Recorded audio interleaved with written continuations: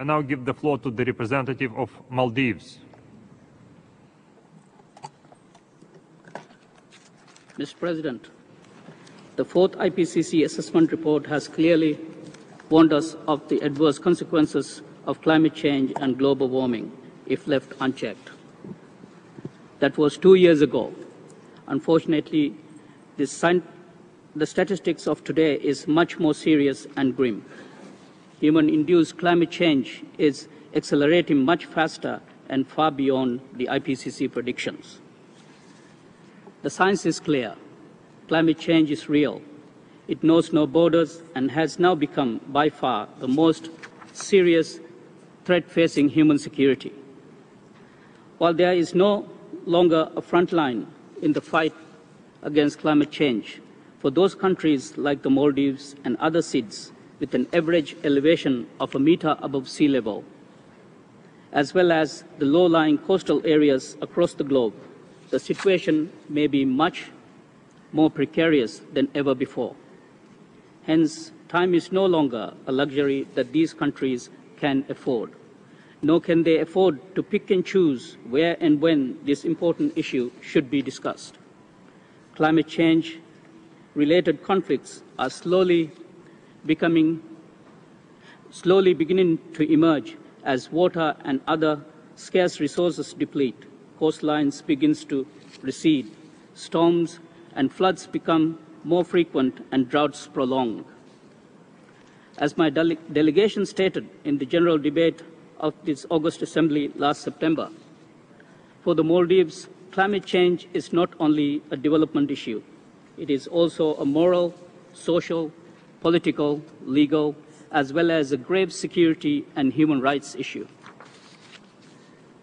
It was against this backdrop that the Maldives took the initiative in 1987 to raise this issue at this August Assembly. This was also the reason why the Maldives participated at a high level at the Security Council debate on this issue in 2007. This was the reason why the Maldives decided to raise this issue at the Human Rights Council last year, and this was also the reason why the Maldives unconditionally joined our brothers and sisters from the South Pacific Island developing states in tabling this important resolution before us today.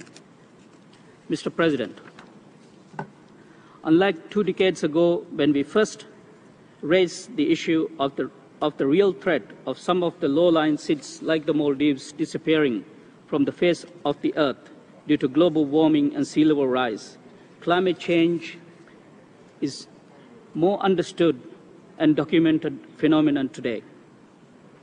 We indeed have taken our time to reach scientific and political consensus on the nature and threat of climate change. Mr. President, it is true that 2 decades of global action has not yielded the results of our expectations. Yet, we refuse to give up hope. We believe that a true partnership with a common and shared vision of commitment and multilateral solidarity can still guarantee our future. We indeed have the means and the resources. What is lacking is the political will. As the Secretary General has been stressing, we will have to seal the deal in Copenhagen, otherwise it may be too late for some of us. Mr. President, before I conclude, let me take this opportunity to express my delegation's sincere appreciation to the Pacific SIDS for taking this important initiative. We commend them for this brave and courageous undertaking.